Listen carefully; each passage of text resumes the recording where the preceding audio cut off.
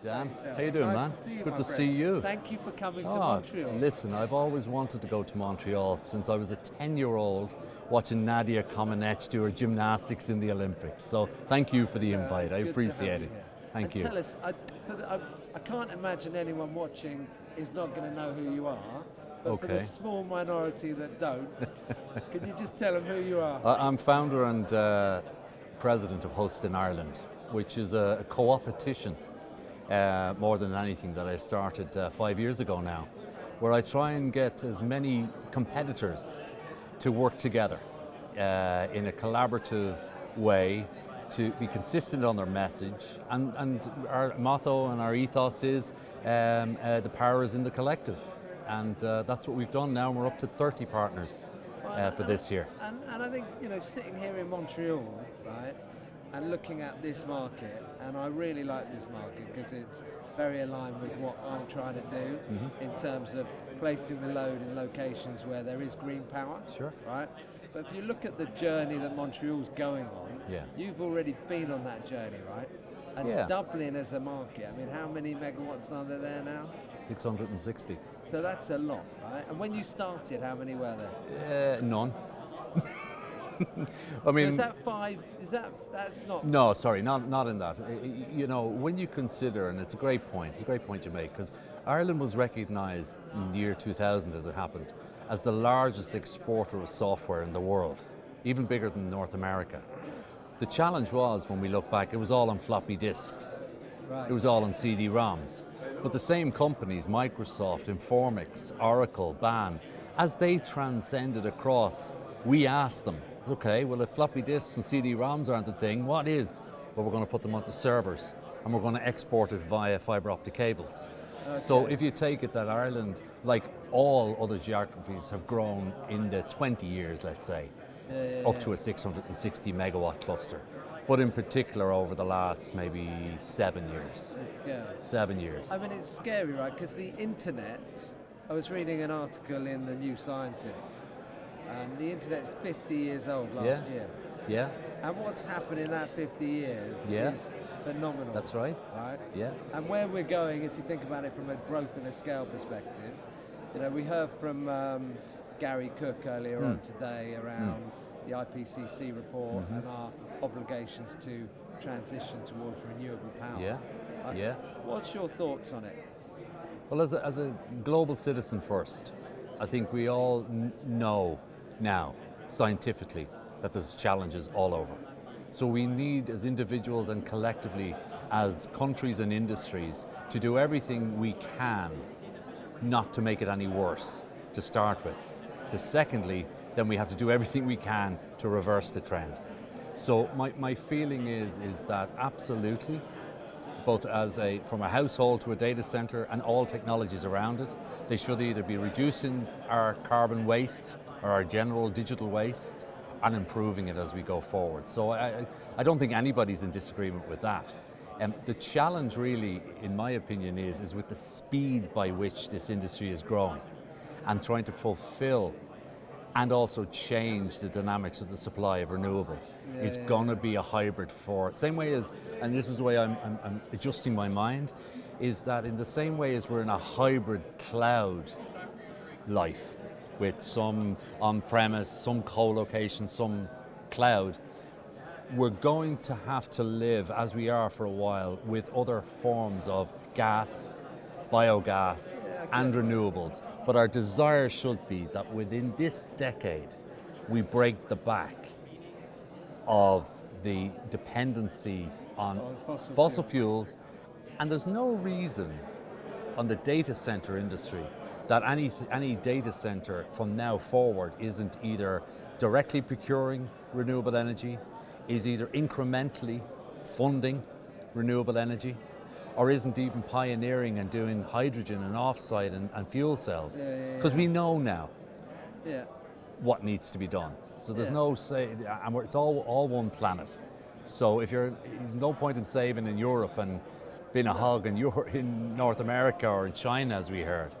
Yeah, I think the stage that we're at from an evolution perspective, we had to go through fossil fuel, we had to have the combustion engine, we had to get to this point in time in order to deal with the issue, right?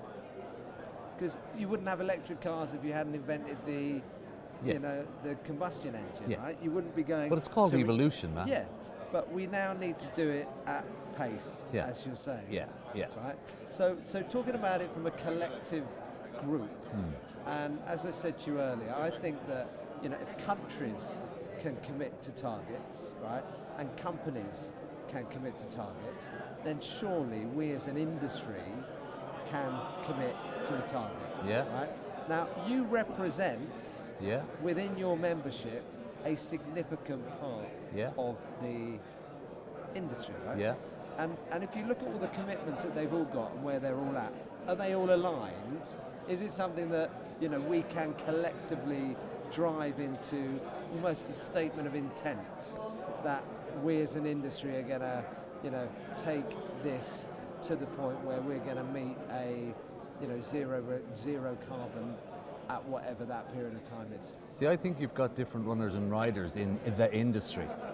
There's some people and a lot of people at this event that see themselves in the center business, and they're supplying to third parties. They're supplying space, they're supplying infrastructure or the facility for one of the four. Four companies are effectively driving 80% of activity. They're the ones with the servers. So the path to least resistance on that, as was said this morning, is to make sure that the four that are placing the orders, and remember it's mostly passed through, energy is passed through, is that they must, without hesitation, say yes, and we want not just certificates of origin, not just goes and this time, but actual tangible incremental power purchase agreements or whatever it might be. So I think this industry, let's call it the infrastructure people that are building it, can say all they want. But it's customer driven. It's customer driven. And that's one of the things that I've been thinking, right, is that when you look at it from the big four and their power purchase agreements and purchasing renewable, which is great, but when you look at the SLAs they've got in their supply chain, right, they're not loosening their SLAs, not to the point that it's going to impact their redundancy or availability, but to the point it's going to give their supply chain an opportunity to better themselves, right? Because they've got SLAs at a temperature operating environment, which has been proven can be moved somewhat, but they still hold their supply chain accountable to operating at that environment. So on the one hand, these guys, and don't get me wrong, I'm not like witch hunting or anything like that, we're just having a chat. On the one hand, they're doing their best and they're doing their kind of power purchase agreements, etc. But on the other hand, they control the supply chain. So from an SLA perspective, there needs to be, I would suggest, a little bit of loosening or changing of how they determine the services that they're buying from the colo operators in order for the colo operators to have the maneuverability to be able to offer up a different service, right? You're spot on. I mean, we're evolving. Everything's evolving. Unfortunately, right now, the speed at which stuff is being built, 100 billion capital spend this year alone, and last year, and the next 3 years, it is such a clip. I'm not sure a lot of people are stopping to look around and gravitate towards sort of changing SLAs and changing all that type of stuff. It's one of the biggest challenges, is that just do what we did last year again this year. Because we need it there rather than stopping new SLAs. My sense is, though, also, in fairness, Dan, is that electricity as a science has done the same thing for the last 100 years, and it's been incremental. There has never been an industry, ever, that has put such demands on global electrical grids as the data center, all within such a speed. So therefore, in our case in Ireland, it has taken us, I would say, the guts of 5, maybe more years to align the data center with the electrical grid. till it evolved where this just recently, the grid now has done its 5-year strategy on 10,000 megawatts of renewable and also supplying the requirements that are going to be needed for green electricity to the data center industry. Yeah. And that's again, this evolution. Oh no, I get you. You know, 6 years ago, electrical companies were saying, what are these things? Are they going to be around next year? Yeah. You want what? You want us to build 40 megawatts? Well, and I think you've hit the nail on the head, because from a, you know, the utility strategy, right? And let's take the UK, it's circuit driven, Yeah. right? So it's about, this is the amount of capacity on this circuit. Once this capacity has been, you know, allocated, Yeah.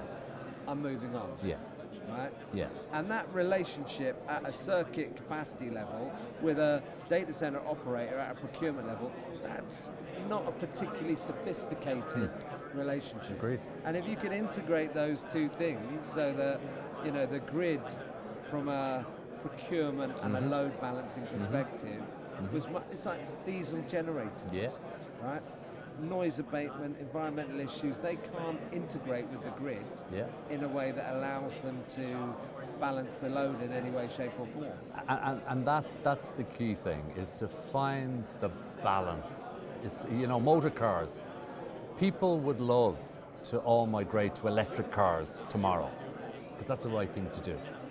But the grid, the infrastructure, people now, there's a new definition, isn't there? It's called range anxiety. Yeah, oh yeah. Range anxiety, because the cars can only go so far. So we're in a real hybrid environment now on so many things.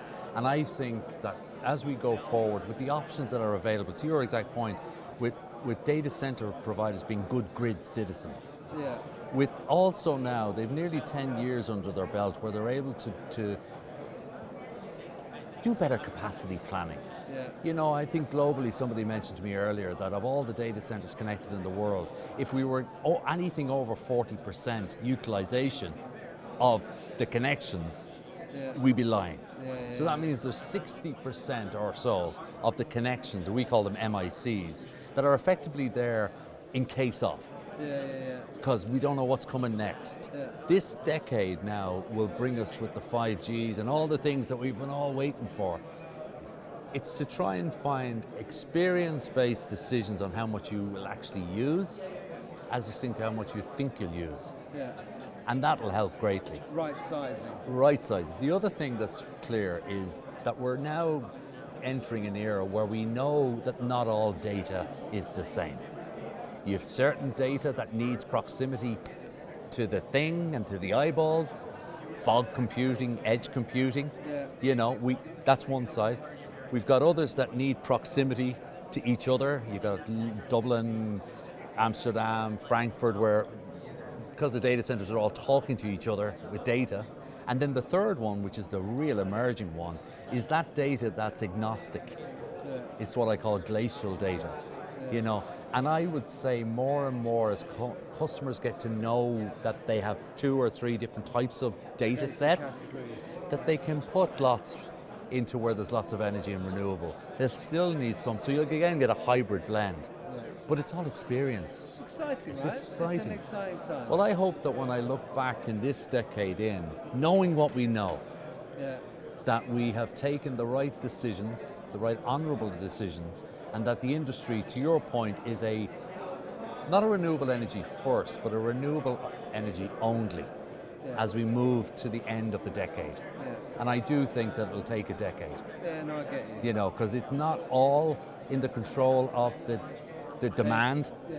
The supply has to be put on as well. The supply has to work together, right? The blend. And if we could, and this is the point about you know, if we could put all data somewhere where it was renewable, it would solve all the problems. But that's like saying, let's solve the London housing problem by moving everybody to Reading. It's just not going to happen. So I think that there is a little bit of lip service. You know, it shouldn't be that difficult with 4 companies driving 80%. I suppose we've got 3 more down in APAC then. You've got Alibaba, Baidu and Tencent. But we know now what the challenge is as citizens. And I think the technologies, you touched on it as well, the grid type, microgrids, batteries, you know, all the new technologies that are going into the grids themselves will make them more efficient. It's exciting. Yeah. Garry, thank you very much for your Thank time. you. Really appreciate it. Thank you. Thanks a lot.